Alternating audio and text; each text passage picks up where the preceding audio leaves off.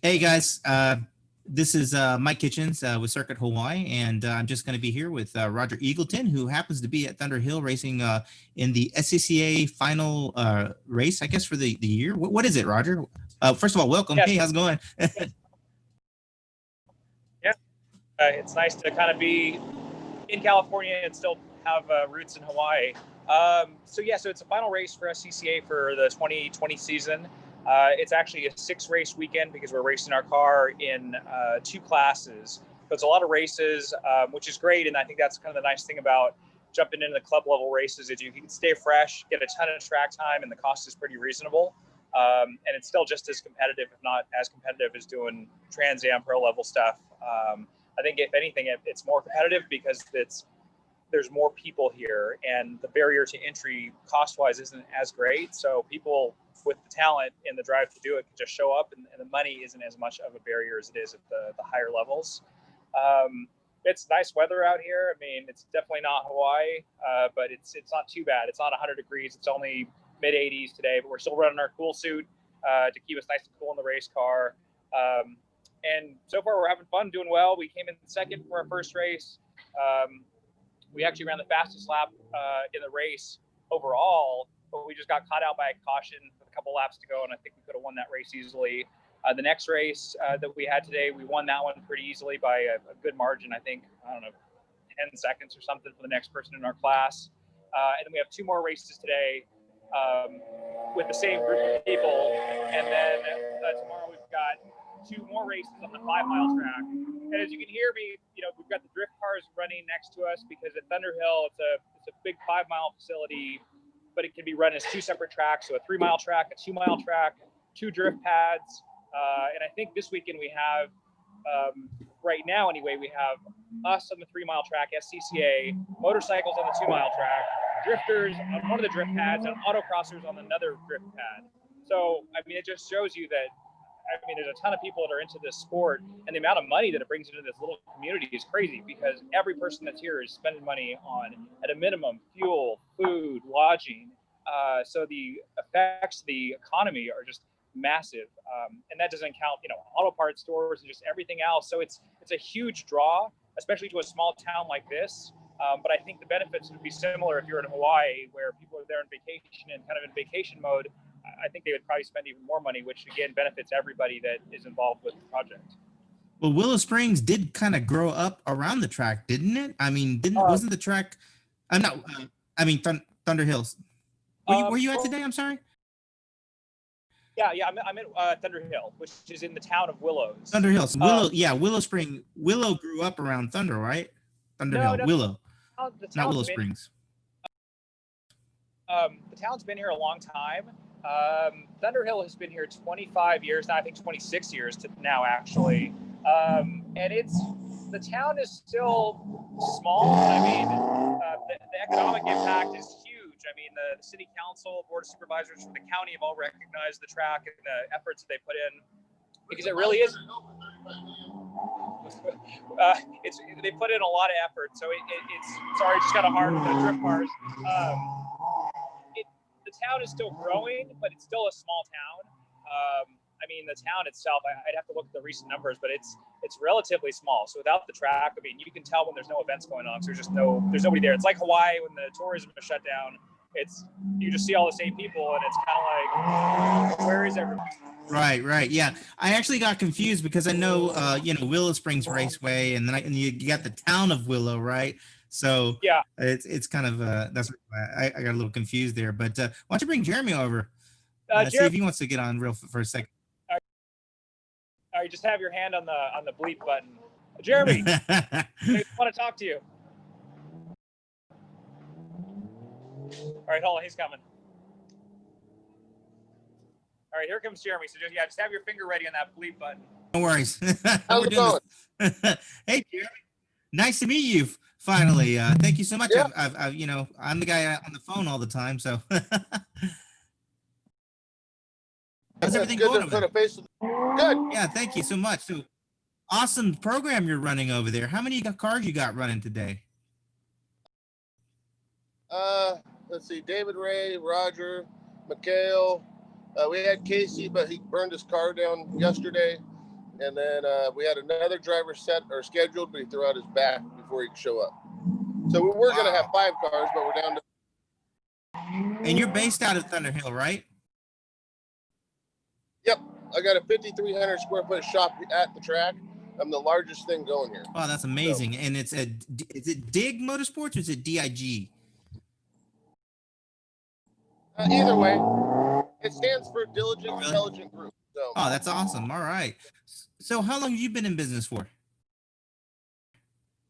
I've had DIG Motorsports for 5 or 6 years.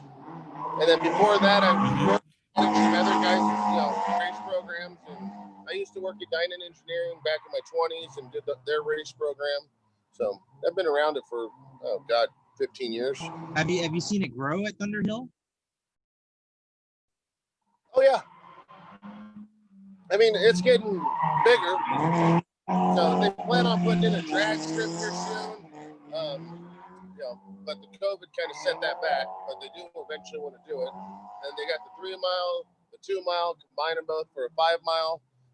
This weekend they're running a solo, or I think it's solo races over on the big skid pad behind my shop. All the tire squealing is a small skid pad with drifters on it right now. So lots of stuff always going on. They got a dirt rallycross track that's small out in the front. So there's usually something going on here at least 5-6 days a week.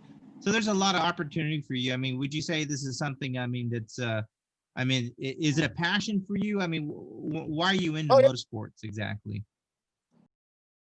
Well, I hate driving cars, but I like to work on them. And that's awesome. No, go ahead. We usually try not to have failures. That's the biggest thing that we're known for is our cars. When we show up, then we don't usually have a issue unless there's contact or something like that. So, and then whenever Roger and I everybody second place. Oh yeah, I know you guys have pretty good results, right? I mean, especially Roger. I mean, from what I've seen, looking at the past results, you guys are pretty successful with your running. The last 3 or 4 years between Roger and I, him driving me, working on the car, we've got 7 championships in various racing sanctions.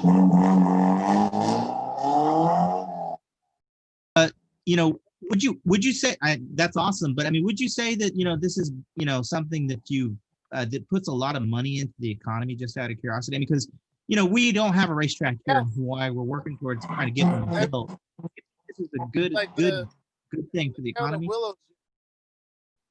Yeah, it's the town of Willows. It's a small town, 5,000 people, and the hotel rooms are all booked whenever there's events here. The restaurants are full. I mean, it's to the point you go to any restaurant in town during a race weekend of any kind of racing, and you're waiting anywhere from a half hour to an hour just to get a seat or a table. That's great. Town. So. But, well, I wish you the best. And do you have anything you'd like to pass on to our guys here? I mean, pretty much I'm going to put this up in our group for Circuit Hawaii so everybody can check it out. So, well, if you guys are interested, let's build a couple Mustangs and ship them over there and have a rental program in Hawaii. That's what I'm down for that. Yeah, because that's great. On an island, on an island, you get a lot of tourists. And like when I was talking to those people, I think it was last year at VIR, the Ferrari Club out of Florida, and they said it's a great idea. If there's cars to rent there, tourists come. Well, instead of spend the whole time with your family, go spend one day at the track just to cut laps in paradise. I think it's a good selling point in my opinion. Oh, that sounds pretty brilliant. And whoops, I'm sorry, I lost that little bit. Not everybody's going to want to ship a car over there just to do a couple days on a vacation. So I think having some kind of a opportunity for a guy to rent a car, that'd be a big selling point. But then you got the infrastructure of 1, the cars, 2, somebody to take care of them, somebody to maintain the whole situation. I've got it down to where I take care of an average of 12 to 15 cars in my shop, and I do it pretty much by myself, except for guys that on the weekends. It's definitely an opportunity. It's definitely something that we plan on doing, and definitely we'll get you down here. at least to have a couple of Mai Tais with us for sure. So thank you so much, Jeremy. Let me take Roger back again, and good luck with your racing this weekend. All right, cool. Good talking with you. Thank you. Okay, I'm back. He that's cool, man. That's really impressive, actually. I mean, just the whole program that he's running there. I mean, he said he's doing it by himself? Yeah, I mean, he's got people that he calls in. Mechanics will come in during the race weekends and help us. But for the most part, Monday through Friday, he's here by himself, wrenching all the cars. I mean, it's probably at the point where he's going to have to bring in a person or two full time. But it's just one of those. It's like any business. It's like you want to try to, you want to try to pay yourself first and make some money before you start giving out money to everybody else. But I think the infrastructure and the reputation has been around long enough now to where there's enough business to sustain it. So that's good. I mean, it just shows there are avenues in racing you can make money in, really more on the support side, because there's always going to be the need for support for, again, track days. I mean, he has people that come in that are doing track days and break something, and then, he'll do a repair. But there's always avenues for making money when you're at a track, as long as the business is there. Thunderhill's done a good job of keeping the track booked over 360 days a year because of all the multiple tracks that are here. I think last year was like 500 something days they rented the track because they have different tracks they can rent. So you might have multiple events going on in one day, and then they'll count that obviously as one event per track. But I think, the community, after living in Hawaii for, a year and a half, I mean, I've seen the guys that would come do drift stuff. I see the track guys. I see the guys who would ride motorcycles on the track. I mean, even car shows and different things. I mean, there's just so many things that we're not able to do in Hawaii, and the demand is there. It's just that there's no facility to do it. And I think it would actually help improve safety too. I mean, you get kids off the street doing dumb stuff, because you've got to provide some kind of outlet. I mean, you have tennis courts, you've got places for people to go swimming. Why not get people a motorsports facility so they can kind of get that out of their system, and also have driver education. Maybe the military, police could also use it as well. So I think there's so many potential users there. It's just a matter of, getting it to happen. But I think that once it's there, ideally with proper management, it will just continue to run and kind of grow. And I don't know, maybe add on and get some more space and do another track. Right. I mean, that is kind of the goal. I mean, we're to the point now, I mean, where we really need a place not only for our kids and our youth, but motorsports is a huge economic stimulus, and I don't think a lot of people really understand that. Maybe our elected officials maybe don't understand how much money it's put into. But would you say that there's a lot of money that goes into racing? You were telling me about your tires and how much they cost. Yeah, I mean, it's mind blowing, honestly. Until people are in the sport themselves, I mean, it's hard to explain. But I would say on average, even at a club level event, you're going to spend, if you own your own vehicle, which again is a commitment from anywhere from, $10,000 on the low end for like a Miata to $80,000 or more for a higher performance car. I mean, there are guys out here with GT4 cars that are $250,000. You've got the initial investment for the car. You have tires for pretty much any vehicle. You're going to spend a minimum of around $1,200 per week on tires per race event. You're going to have fuel, which is around $10 a gallon for race fuel. And then you have entry fees, and you've got lodging. I mean, at a minimum, a hotel, even in a small place like this, is going to be $150 a night. So you can imagine in Hawaii, a hotel room is going to be, $250 a night? I mean, each weekend, people are dropping at the club level easily $5,000. And as you work your way up the ranks, you do the pro level stuff. I mean, guys are spending $60,000 a weekend to run a pro level event. And that's with, a support staff of 10 engineers and crew, and putting them up in hotels and transporting the car. But it's a crazy amount of money, and it's going to get spent somewhere. So the thing is, people are going to race where there's an avenue for them to go. And if Hawaii doesn't have that, they're just going to race somewhere else. But as you bring it there and provide that outlet, people will come and they'll do it and they'll spend money there. And it may take a little while to ramp up. It may just be local people that are interested with it, and that have the ability to get into it first because they're right there. But eventually people will start to ship cars over. I mean, ideally you get like a touring car series or a series that can run on a FIA grade 3 track.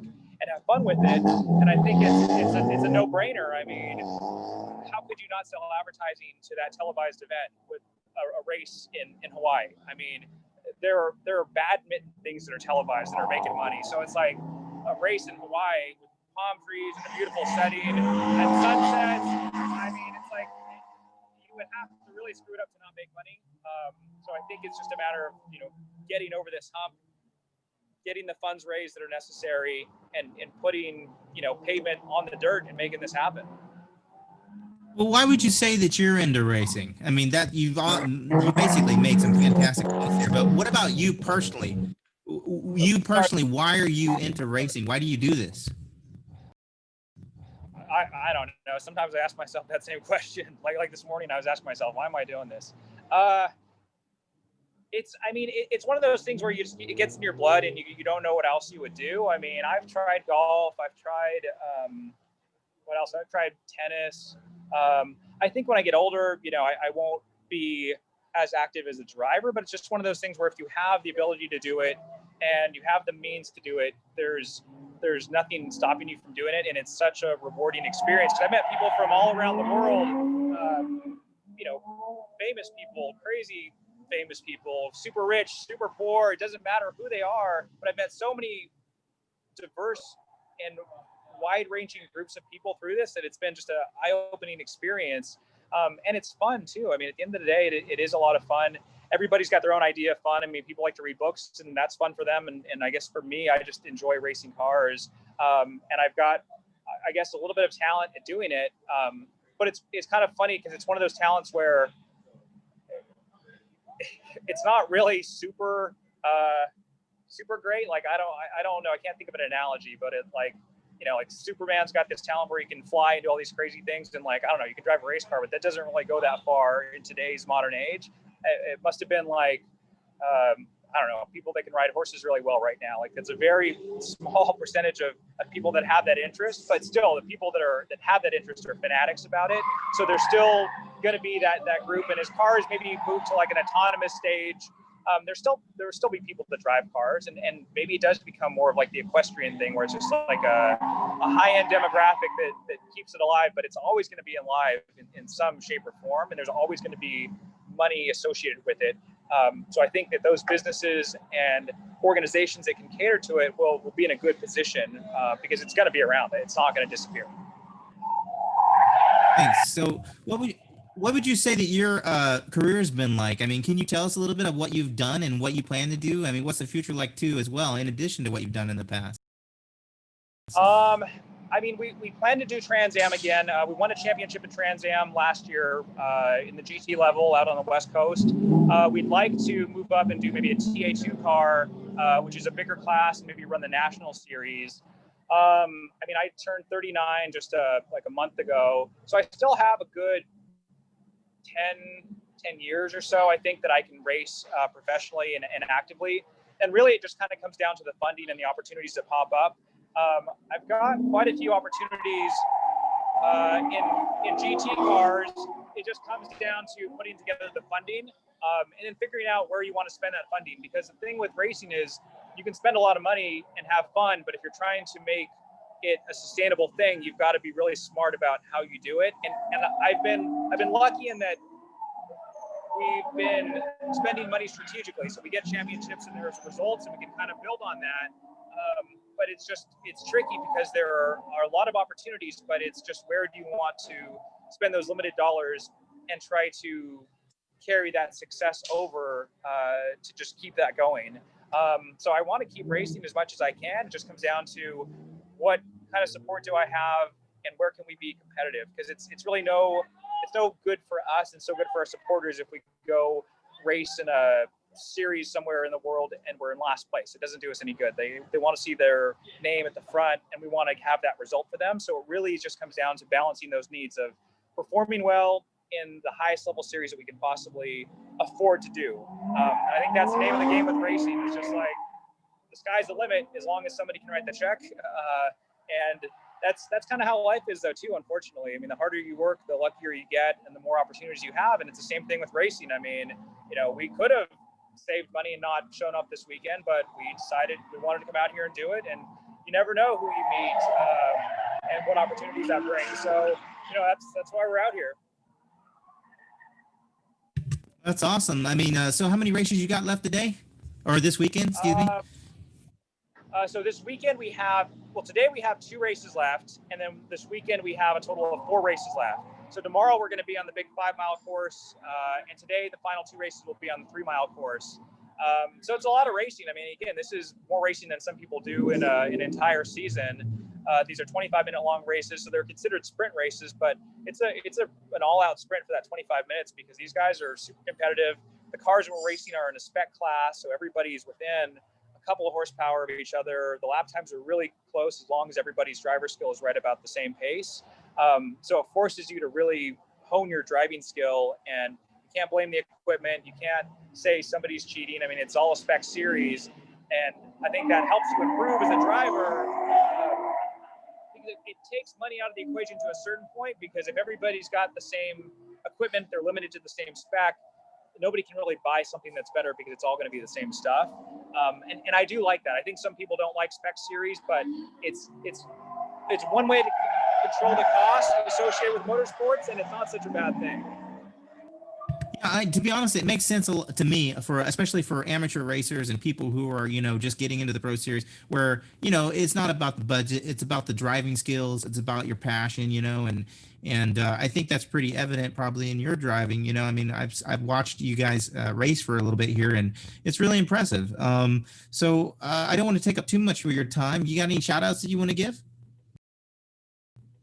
Well, I mean, obviously Circuit Hawaii, thank you for all the support. It's been great. It's really nice to be in a different state, but know that we've got a whole state supporting us, which is awesome. So we really want to do our best to make sure that this track gets built and we can continue to have fun and bring this level of excitement to the people of Hawaii. Because again, we know that the demand is there. We know that people have cars that are hiding out in their garage and they just need some place to take them out. I mean, and we know that people are going to come in from Japan and from Australia, from the mainland here, and they want to do something with a fun exotic car and spend some money, do it, and help the local economy. I mean, the bottom line is I don't think there's a downside to getting this track built in Hawaii, on Oahu. It literally is nothing but an upside, and it's an upside to everybody that's involved, from the politicians to the local hotels and resorts and the restaurants and anybody associated with it. I mean, it's just a trickle-down effect. Anything you can do to bring money into an island, and I'm becoming much more aware of it now that I've kind of lived there for a year and a half. Everything does have to be brought in, and money is part of that too. So the more people that you can bring in a sustainable, healthy way, and the more money they can bring in, I think that's not a bad thing. And I do think it would be a higher end demographic as well. I mean, the track could support all demographics, but I do think in general, the demographic the track would bring in would be a higher end demographic, which is something I think that the government of Hawaii is looking to attract. And I think it fits perfectly with their plan of making tourism more sustainable, maybe less numbers, but higher spend per person. And I mean, that's racing. Like, it's a big spend per person, not huge numbers maybe, but I mean, it's why not? Less wear and tear on the island, keep it beautiful, and let everybody have fun. Thank you so much, Roger. I really do wish you that you'll have a great, basically a ton of racing today. So, I really wish you the best in that. Wish you the best with the DIG, and I hope you guys do well. And I can't wait to see you racing in Trans Am. Hopefully, did you say you were going to try and race in Trans Am today? Yeah. I mean, this year? Well, so we're going to do Trans Am. Okay, great. Final event at Laguna Seca in December. So we'll be back out here. We'll be back to Hawaii in a couple of weeks, and then we'll be back out to Monterey in a couple of weeks here. And I'll also do a shout out to my social media manager, my girlfriend here, Gabriella Gordillo. I'll bring her in front of the camera for a second. Let's see here. She's been doing a great job with all the promotion. Hi guys. Hey, nice to see you. Thank you so much. My phone has been pinging off the hook, so constant updates from you guys. What's your Instagram again? Absolutely. Well, mine is GG's Energy, but I'm tagging you guys, Circuit Hawaii, Build the Track, Roger Eagleton Racing. Those are all big ones that we are tagging today, as well as Thunderhill Raceway, DIG Motorsports, etc. Thank you. It's so nice to meet you in person. Hopefully I'll see you guys when you guys get back, now that things are starting to settle down a little bit. Yeah, I think we all got to get together for dinner. You missed our birthday thing, so you got to come over and we'll do that, or we'll go out to eat. I guess the restaurants are opening back up finally, so we can finally go out to eat together. Yeah, definitely. I think that's definitely something we got to do. So Awesome. great. All right. Well, we'll call this good. Thanks, Roger, and good luck. All right. Thank you. All right. Bye.